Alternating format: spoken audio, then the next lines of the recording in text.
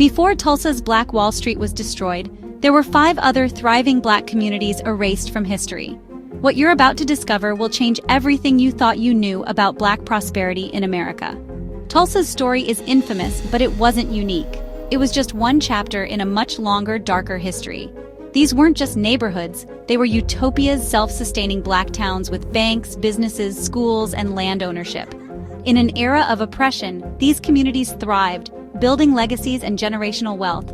Yet they were wiped off the map, their stories buried under parks, highways, and silence. Today, we're unearthing the stories of 5 Black utopias erased long before Tulsa. Let's begin. Our journey starts in the heart of New York City, within the sprawling green oasis that is Central Park, a place of recreation, relaxation, and natural beauty for millions of visitors each year.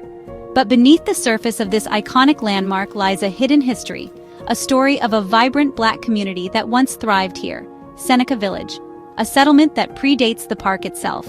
Founded in 1825 by free Black Americans who sought to create a place of their own, a haven from the racial prejudice and discrimination that permeated 19th century America. Seneca Village was more than just a settlement. It was a sanctuary of land ownership and self-determination, a place where Black families could build their homes, cultivate their land, and shape their own destinies. In a city and a nation that systematically denied Black people basic rights and opportunities, Seneca Village stood as a beacon of hope and a testament to the resilience and determination of its residents. Owning land here wasn't just about having a place to live. It meant having a voice in the political process, and the right to vote, a right that was often denied to Black men elsewhere. By the 1850s, Seneca Village had grown into a thriving community, with over 260 residents calling it home. Families, individuals, and a diverse mix of people created a vibrant social fabric. They built churches, providing spiritual guidance and a sense of community. They established a school, ensuring that their children had access to education and the opportunity to build a brighter future. And they cultivated gardens, growing their own food and creating spaces of beauty and tranquility. This was a middle-class neighborhood, populated by hard-working laborers, skilled artisans, and proud property owners, living the American dream, a dream that was often denied to them elsewhere. But as New York City grew and prospered, the city's elite began to envision a grand park, a vast green space that would rival the great parks of Europe. And unfortunately, Seneca Village, with its thriving community and valuable land, stood directly in the path of their ambitious plans. Suddenly and without warning, the village was deliberately and maliciously painted as a slum in the press, its residents falsely labeled as squatters and vagrants in an attempt to justify their displacement. The city then invoked eminent domain, a legal process that allows the government to seize private property for public use, offering residents a pittance, a grossly inadequate sum for their land and their homes. Despite fervent protests, and despite clear proof of ownership and residency, families were forcibly evicted from their homes, their lives uprooted and scattered. Their homes, their beloved churches, and their children's school were systematically destroyed, erased from the landscape. By 1857, Seneca Village was completely erased from the map, replaced by the rolling hills and picturesque landscapes of Central Park. For over a century, its story was deliberately buried, its existence largely forgotten by the city and the nation. Forgotten by the millions of people who strolled the park's winding paths, unaware of the vibrant community that once thrived beneath their feet. Only in the 1990s, through meticulous research and dedicated effort, did archaeologists finally begin to uncover the truth of Seneca Village, revealing the long-hidden foundations of homes, fragments of dishware, remnants of daily life, and the bones of livestock, tangible evidence of a thriving and self-sufficient community. Today, Seneca Village stands as a ghost beneath America's most famous park, a poignant reminder of a forgotten past. Seneca Village serves as a powerful reminder that Black prosperity and self-determination were, and sometimes still are, vulnerable, even in the North, and that their stories deserve to be told and remembered. Next, we travel to the sun-drenched landscapes of Florida, venturing into its vast pine forests. Here, amidst the towering cedar trees, lies a story of a town named Rosewood, a place that once thrived with life and promise. In the 1920s, Rosewood stood as a beacon of Black self-sufficiency, a testament to the community's resilience and determination in the face of adversity. It was a place where dreams took root and flourished. Rosewood's families weren't just residents, they were stakeholders. They owned their homes, cultivating a sense of belonging and stability that was rare for Black communities during this era. Businesses thrived under their ownership, and land ownership empowered them, providing not only economic independence, but also a deep connection to the soil and their heritage. They built schools, nurturing the minds of future generations and instilling in them the values of education and community. Churches, as spiritual anchors and a thriving timber industry, fueled their economy, providing jobs and opportunities for growth. Rosewood was a testament to what a community could achieve through unity and hard work. Life was peaceful, a tapestry woven with the threads of community, family, and faith, until a single lie, like a spark in dry grass, changed everything. On New Year's Day, 1923, a white woman in nearby Sumner claimed she'd been assaulted by a Black man, an accusation that would ignite a firestorm of hatred and violence. A story many believe was fabricated, a deliberate act intended to incite racial animosity and violence. In the Jim Crow South, where racial prejudice was deeply entrenched in the legal and social systems, the truth didn't matter. The accusation alone was enough to condemn an entire community. A white mob, fueled by racial hatred and deputized by the complicit sheriff, descended on Rosewood, their hearts set on vengeance, their minds clouded by prejudice. Unable to find a suspect, or perhaps unwilling to seek justice fairly, they turned on the entire community, men, women, and children, their rage indiscriminate and merciless, burning homes, reducing decades of memories and hard work to ashes. Businesses and churches, the very foundations of Rosewood's existence, and murdering defenseless residents in cold blood. Some, like Sylvester Carrier, a brave and determined man, fought back, defending his family and community against the onslaught of violence, allowing women and children, the most vulnerable members of Rosewood, to escape into the treacherous swamps, seeking refuge from the terror that had engulfed their town. For a week, terror reigned, casting a dark shadow over the land. Survivors hid in fear, their lives hanging in the balance, some aided by sympathetic whites who risked their own safety to offer shelter and support. When the smoke cleared, Rosewood was gone, reduced to smoldering ruins, a stark reminder of the destructive power of racial hatred and injustice. The official death toll was 8, a number that barely scratches the surface of the true devastation. The real number was likely much higher, lost to the chaos and the deliberate attempts to erase Rosewood from history. Survivors never returned, their lives shattered, their dreams extinguished. Their land was stolen, seized by those who sought to profit from their suffering, and the story was deliberately buried for decades, hidden beneath a veil of silence and shame. Rosewood became a ghost story, a forgotten chapter in American history, erased from maps and memory, a testament to the power of collective amnesia. But the truth, like a seed buried deep within the earth, eventually found its way to the surface. In the 1980s, the story of Rosewood was finally brought to light, thanks to the courage of survivors and the dedication of historians and journalists.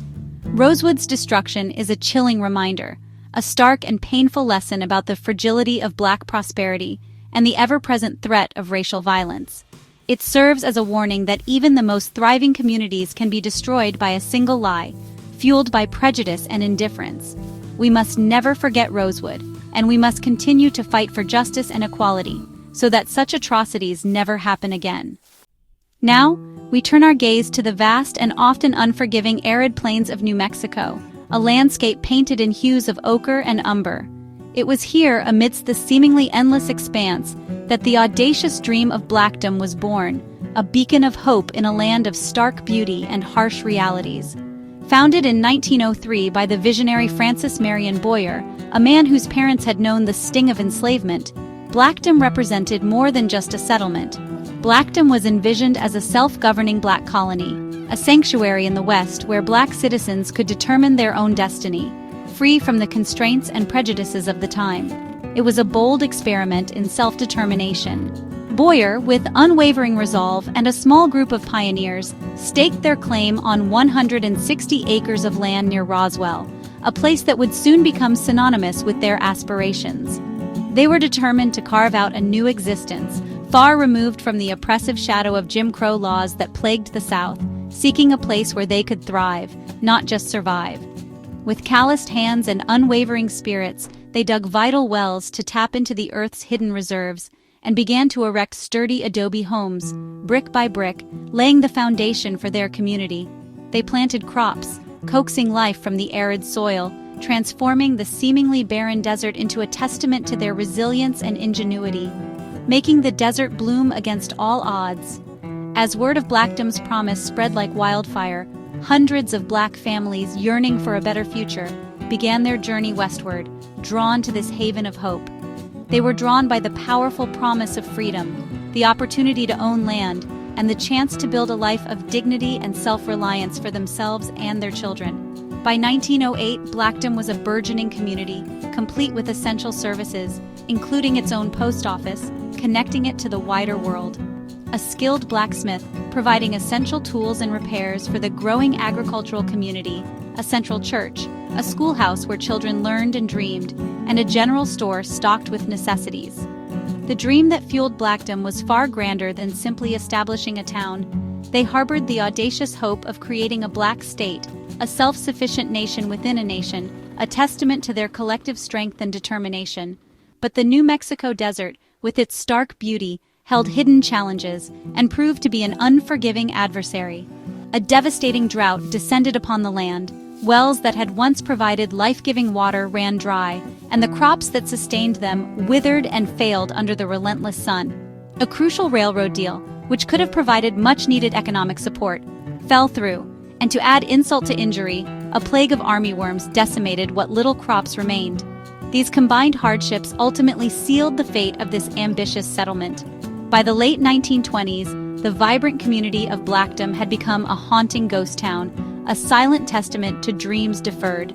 The adobe buildings, once filled with laughter and hope, slowly crumbled back into the earth, and Frances Marion Boyer, the heart and soul of Blackdom, was among the last to reluctantly leave.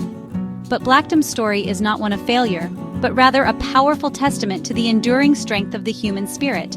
It's a testament to the soaring ambition, unwavering courage, and the relentless pursuit of a dream, even when faced with seemingly insurmountable obstacles.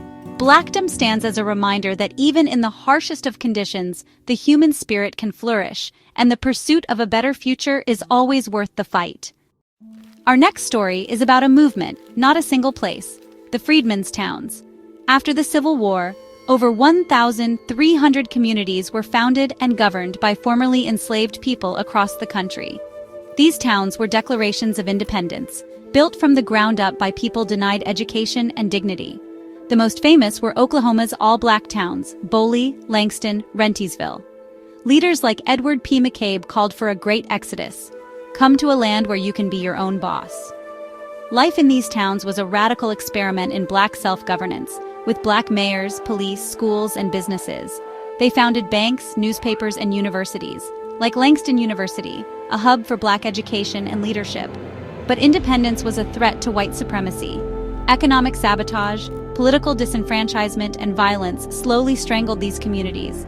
White-owned banks denied loans, railroads bypassed towns, and Jim Crow laws stripped away voting rights.